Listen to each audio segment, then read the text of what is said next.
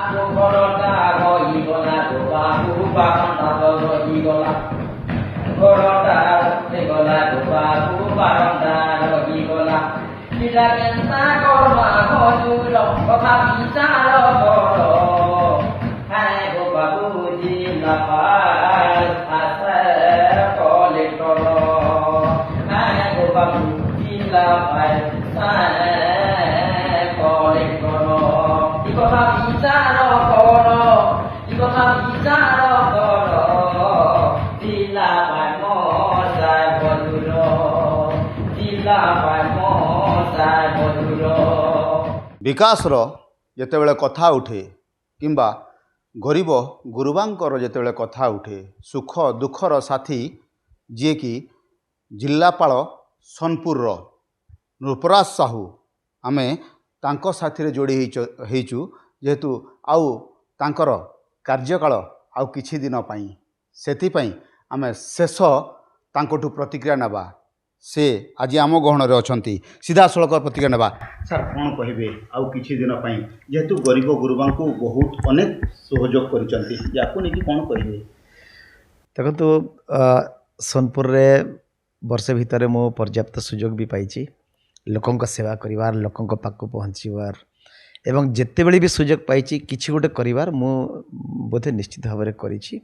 ସେ ସୁଯୋଗକୁ କେବେ ହାତଛଡ଼ା କରିନାହିଁ ଏବଂ ମୁଁ ସନ୍ତୁଷ୍ଟ ଅଛି। ଜିଲ୍ଲାବାସୀ କେତେ ଦୂର ସନ୍ତୁଷ୍ଟ ଜିଲ୍ଲାବାସୀ କହିବେ, ଆପଣମାନେ କହିବେ, କିନ୍ତୁ ଆହୁରି ବହୁତ କିଛି ସ୍ୱପ୍ନ ଏମିତି ଅଧୁରା ରହିଯାଉଛି। ଆଉ କିଛି ବହୁତ କିଛି ଯୋଜନା ଉପାୟ ଚିନ୍ତା ସବୁ କରାହେଉଥିଲା ଜିଲ୍ଲା ପାଇଁ।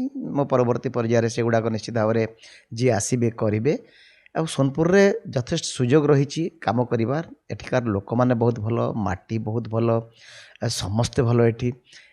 ଏବଂ ଏଇ ଶେଷ ବେଳକୁ ଖାଲି ଗୋଟେ କଥା ମୁଁ କହିବି କି ମୋର କ୍ୟାରିୟର ତମାମ ଯାକ ମୁଁ ଲୋକଙ୍କ ସେବା କରିଛି ଏବଂ ଯେତେବେଳେ ସୁଯୋଗ ପାଇଛି ସବୁବେଳେ ଲୋକଙ୍କ ପାଖକୁ ପହଞ୍ଚିବାର ପ୍ରଚେଷ୍ଟା କରିଛି ଏବଂ ସ୍ୱତନ୍ତ୍ର ଭାବରେ ଯେଉଁମାନେ ତଳ ସ୍ତରରେ ଅଛନ୍ତି, ଯେଉଁମାନେ ଆମ ପାଖକୁ ପହଞ୍ଚି ପାରନ୍ତି ନାହିଁ, ଯେଉଁମାନେ ଆମ ପାଖକୁ ଆସିପାରନ୍ତି ନାହିଁ, ପ୍ରଶାସନ କ'ଣ ଜାଣିନାହାନ୍ତି, ସଦର ମହକୁମା କ'ଣ ଜାଣିନାହାନ୍ତି, ସେମାନଙ୍କ ପାଖକୁ ମୁଁ ପହଞ୍ଚିବାର ଗୋଟେ ମୋର ଆଗ୍ରହ ସବୁବେଳେ ରହିଆସିଛି।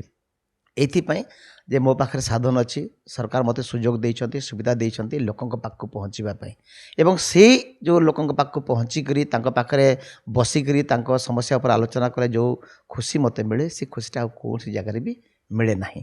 ତେଣୁ ମୋଟାମୋଟି ଭାବେ କହିବାକୁ ଗଲେ ମୋ ଏଠି ରହଣି ଭିତରେ ମୁଁ ଯଥେଷ୍ଟ ସ୍ନେହ ଶ୍ରଦ୍ଧା ଲୋକଙ୍କ ପାଖରୁ ପାଇଛି ଏବଂ ଯେତିକି ମୁଁ କରିବା କଥା, ବହୁତ କଥା ଯଦିଓ ବାକି ଅଛି ତଥାପି ଯେତିକି କରିଛି ମୁଁ କହିବି କି ମୁଁ ସନ୍ତୁଷ୍ଟ ଅଛି।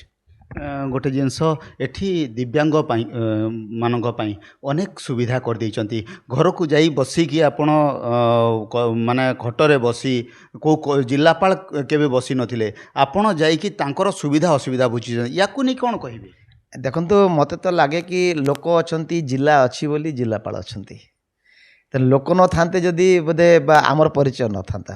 ତେଣୁ ଯେଉଁମାନେ ଭିନ୍ନକ୍ଷମ ଅଛନ୍ତି, ଯେଉଁମାନେ ଅତି ଦୁସ୍ଥ ପରିସ୍ଥିତିରେ ଅଛନ୍ତି, ଯେଉଁମାନେ ବହୁତ ଗରିବ ଅଛନ୍ତି, ସେମାନଙ୍କ ପାଖକୁ ପହଞ୍ଚିବାଟା ହେଉଛି ଆମର କର୍ତ୍ତବ୍ୟ ଏବଂ ଆମେ ଯଦି ପହଞ୍ଚି ପାରିବା ଏବଂ ପ୍ରଶାସନର ଯେତିକି କଳ ଅଛି, ଯେତିକି ମାଧ୍ୟମ ଅଛି, ସେମାନଙ୍କର ସୁବିଧା ଏବଂ ଉପକାର ପାଇଁ ଯଦି ଲଗାଇ ପାରିବା ତାହେଲେ ସେଇଟା ବୋଧେ ସବୁଠୁ ଭଲ କାମ ହେବ ମୋ ବିଚାରରେ।